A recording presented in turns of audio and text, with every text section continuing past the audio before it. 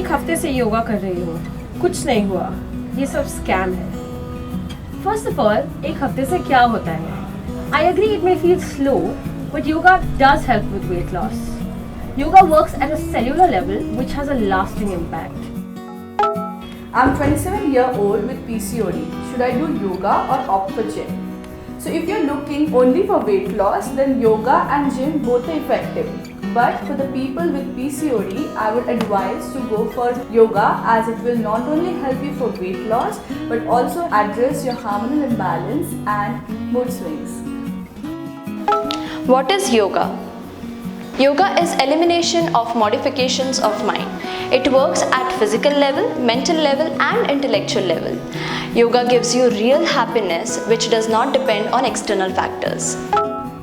I've read that yoga can help me in the bedroom. How is that?